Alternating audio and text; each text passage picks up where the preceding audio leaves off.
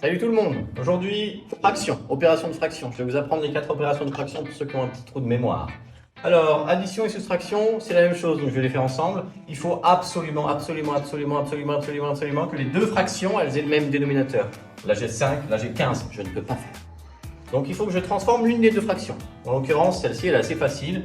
Je multiplie 5 par 3 en bas, ça va me faire 15. Sauf que je ne peux transformer ça que si je transforme aussi le numérateur par la même multiplication. 7 fois 3 et 5 fois 3. Bref, 7 fois 3 ça fait 21 et 5 fois 3 ça fait 15, c'est ce que je voulais. La première fraction donne 21 quinzième, la deuxième 3 quinzièmes. Après j'ai le même dénominateur, j'ajoute les numérateurs entre eux.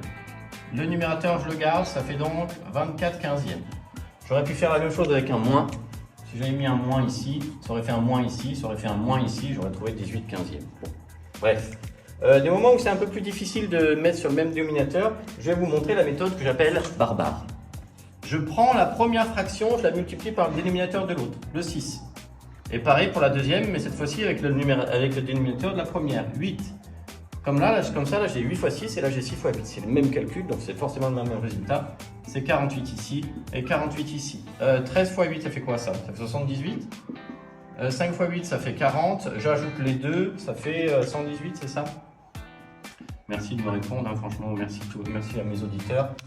Je passe à la multiplication. Multiplication, je m'en fiche des dénominateurs, je m'en fiche. C'est direct. Je multiplie en haut, je multiplie en bas. Il n'y a pas de réflexion à faire. 7 fois 3, ça fait 21 et en bas, ça fait 75. Division, c'est un peu plus difficile. La division, ce qu'on va faire, c'est qu'on va la transformer en multiplication. Je réécris le 7 cinquième et la division, je la transforme en multiplication. Mais j'ai le droit de le faire uniquement si je prends ma deuxième fraction et que je l'inverse. L'inverser, c'est lui mettre la tête en haut, la tête en bas, pardon. Et là, j'ai une multiplication. Je pense que maintenant, tu es assez chaud pour la multiplication, je ne vais pas la faire. Bref, souvent au brevet, il y a des choses comme ça. Genre, un papy, il a 600 € à donner à Noël. Il donne un quart à son fils et 2 tiers du reste à sa fille. Le Père Noël n'existe pas, je suis désolé. Je fais un rectangle, méthode 6e. Vous voyez ce 4 là, je vais faire 4 colonnes. Je change de couleur. Vous voyez ce 3, je vais faire 3 lignes. Et maintenant, je vais regarder où est son fils. Un quart à son fils, c'est-à-dire une colonne. Une colonne à son fils.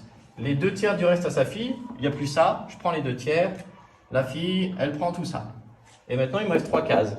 Parmi 12, il me reste 3 douzièmes. Je prends 600. Je le divise par 12. Ça me fait 50. Ça veut dire que chaque petite case, c'est comme si c'était un billet de 50. Donc le fils, il a 50, 50, 50, 150. Et la fille, elle a 2 tiers, elle a 1, 2, 3, 4, 5, 6, elle a 300. Voilà, j'espère que ça t'aura suffi sur les fractions. Je suis chaud bouillant, j'espère que toi aussi.